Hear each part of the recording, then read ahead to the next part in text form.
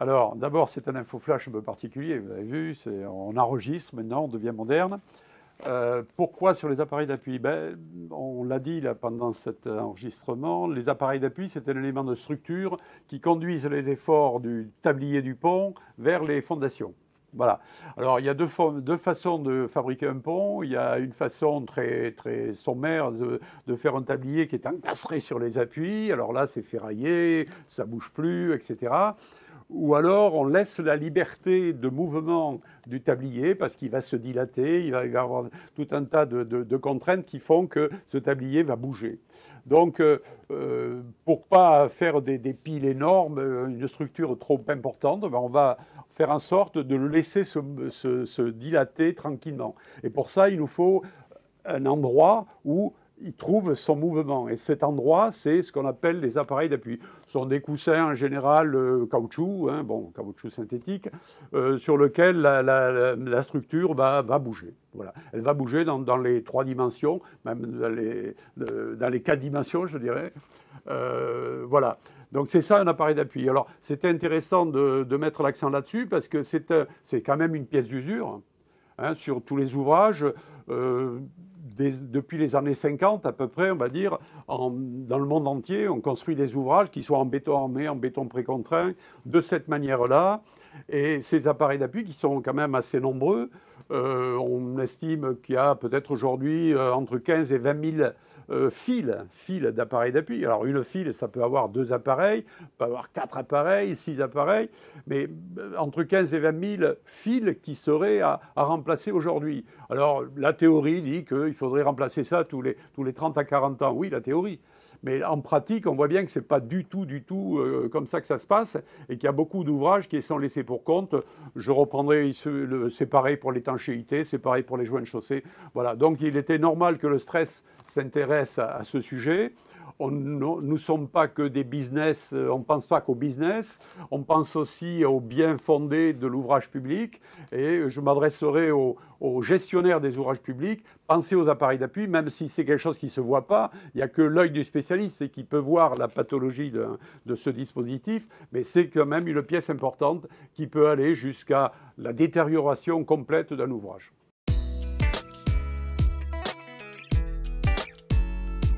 La conséquence, elle est évidente. C'est-à-dire que l'ouvrage ne va pas s'écrouler l'heure d'après, mais on va contraindre l'ouvrage. Les mouvements dont je parlais, la liberté de mouvement, si le tablier du pont n'a plus cette liberté de mouvement, il va transmettre aux piles, à tout le système d'appui, ces contraintes. Et la pile, elle n'a pas été calculée comme ça. Donc on va avoir des piles qui vont devoir bouger avec l'ouvrage et ce n'était pas comme ça sur la note de calcul de l'ingénieur. Et ça met en danger l'ouvrage, bien sûr, pour quelque chose qui ne coûte rien. L'appareil lui-même ne coûte rien par rapport au prix d'un ouvrage. Ce qui coûte cher aujourd'hui, qui coûte très cher, c'est le dispositif qu'il faut mettre en place pour changer un appareil d'appui. Parce que nos braves concepteurs, tout compétents qu'ils étaient, n'avaient peut-être pas pensé qu'il fallait à un certain moment changer l'appareil d'appui. Donc il faut mettre un vérin, soulever le pont, c'est facile à dire, moins facile à faire, parce qu'on déplace les efforts, etc. Donc ça crée, si je prends une échelle de 100, il y a l'appareil lui-même, c'est 10. En termes de coût, c'est 10 et 90 pour les dispositifs provisoires qu'il faut mettre en place pour changer l'appareil d'appui. Alors, si on veut tout savoir sur les appareils d'appui, il y a bien sûr d'autres documents, mais le stress s'est intéressé lors de la rédaction de ces guides. Je vous rappelle, une vingtaine de guides aujourd'hui sur tous les domaines des équipements de génie civil, en particulier des ponts, et la famille FAEC, famille équipement, FAEC, le 5, traite des appareils d'appui. Et vous trouverez dans ce document, qui a été largement rédigé par Michel Franier, avec bien sûr l'appui d'un comité du stress, tout l'historique des appareils, les principales pathologies, les modalités de changement d'appareil d'appui et notamment les risques, les conséquences d'un mauvais fonctionnement de l'appareil d'appui. Voilà, donc FAEC 5 sur les guides du stress. On trouve ce guide, comme tous les autres bien sûr, du stress, sur le site www.stress, alors, avec 2 R, ES.org. www.stress.org. Et vous y accéderez directement au guide du stress. Vous prendrez le FAEC numéro 5 et vous aurez là tout ce qui concerne l'historique, les pathologies, les modalités de changement, etc.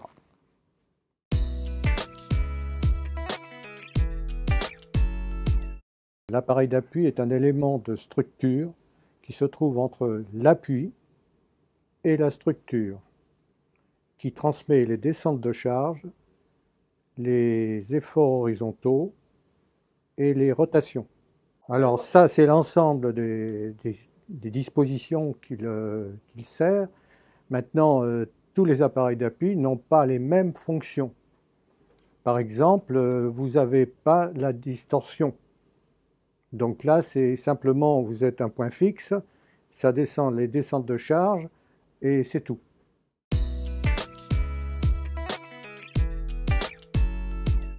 La pathologie des appareils d'appui n'est pas seulement liée à l'appareil d'appui. Elle est l'appareil d'appui lui-même, il y a ces problèmes intrinsèques au fonctionnement de l'appareil d'appui en élastomère frété, bien entendu, je parle là de l'élastomère frété.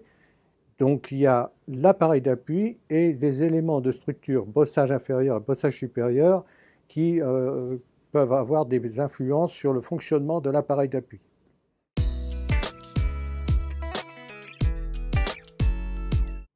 Globalement, je pense que dans la durée de vie d'un ouvrage qui est de l'ordre d'une centaine d'années, il faut considérer qu'on aura à intervenir sur les appareils d'appui, les changements d'appareil d'appui ou les interventions sur les appareils d'appui, sur une périodicité de l'ordre entre 2 et 3 fois sur cette période de 100 ans.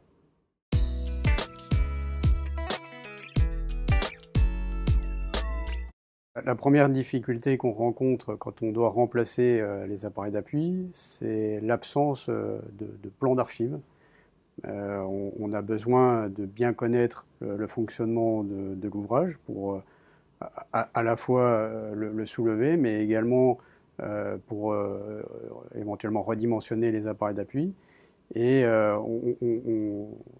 souvent, on est exposé à l'absence de plan d'archives, ce qui nous oblige aussi à être ingénieux dans la méthodologie pour solliciter le moins possible l'ouvrage et trouver des solutions pour ne pas lui être préjudiciable.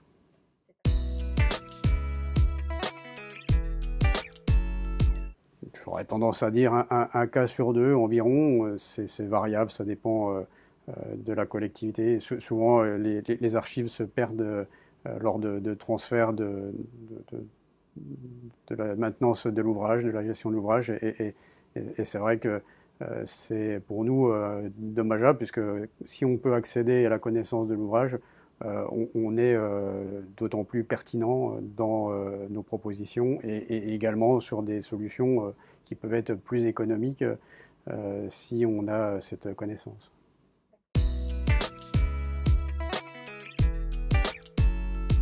Après, si on va être sur des problématiques très techniques, savoir où poser les points de vérinage. Souvent, sur les ouvrages anciens, il n'était pas prévu de disposition pour lever l'ouvrage. Et donc, il faut imaginer des points d'appui qui n'existent pas à l'origine. Et ça demande un certain nombre de techniques et d'imagination parfois.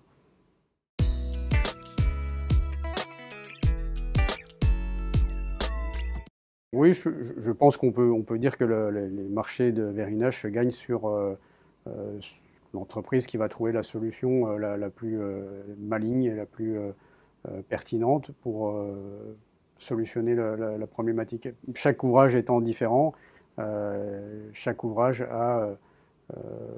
peut être abordé différemment et c'est vrai que je dirais que chaque entreprise, en fonction de la préparation, des solutions qu'elle va imaginer, peut gagner le marché sur la technique.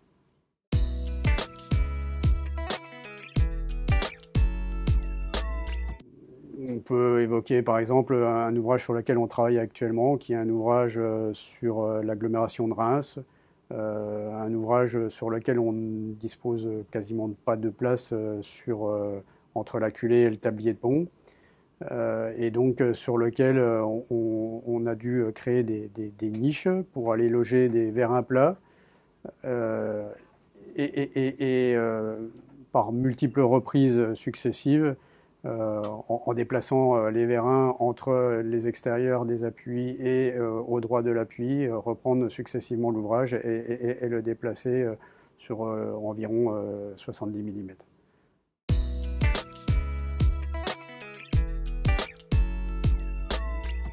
Ce qui paraît essentiel, c'est que les maîtres d'ouvrage soient sensibilisés à la problématique de l'entretien des appareils d'appui. C'est une pièce maîtresse dans le fonctionnement de l'ouvrage, qui est souvent difficile d'accès, qui est souvent masquée et qui peut engendrer, si elle n'est pas entretenue, des pathologies importantes. Et je dirais que le message, c'est effectivement attirer l'attention sur ces pièces qui sont somme toute relativement minimes au sein de l'ouvrage, mais qui sont essentielles au bon fonctionnement de l'ouvrage.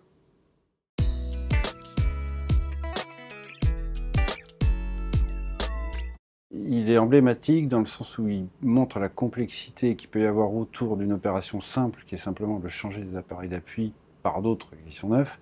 Et en fait, on se rend compte que autour, il y a des voies, il y a une voie portée sur laquelle passent beaucoup de camions. La voie inférieure, qui est une autoroute, on ne peut pas interrompre ces voies. Ça, c'est d'une part la complexité, le contexte de l'ouvrage. Et ensuite, il y a le fait que cet ouvrage n'a pas été conçu pour changer les appareils d'appui, et qu'en fait, la grande partie du travail et de la complexité du sujet, c'est comment on va faire pour pouvoir vériner, c'est-à-dire lever le tablier pour changer les appareils d'appui, et que c'est 80% du sujet, en fait.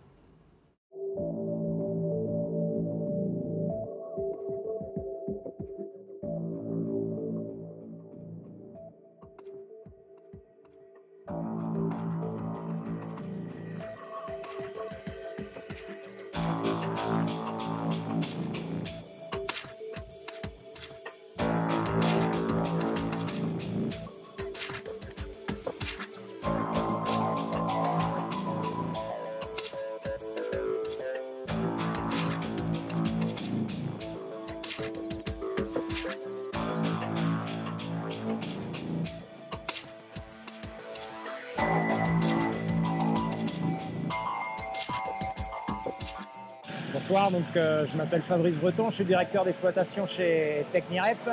On se situe ici ce soir sur le lot A3 aux portes d'entrée des mines de Rungis. Le but de l'opération, c'est de pouvoir vériner l'ouvrage, c'est-à-dire le soulever, pour deux raisons. La première, c'est pouvoir changer les appuis néoprène existantes qui sont HS, et également relever l'ouvrage de 7,5 cm pour augmenter la garde, le gabarit en fait, parce qu'on est à la 86 qui est un axe majeur dessous, où les camions venaient régulièrement à taper les poutres principales. Donc voilà, on va le rehausser de 7 cm en même temps de changer les lignes d'appui.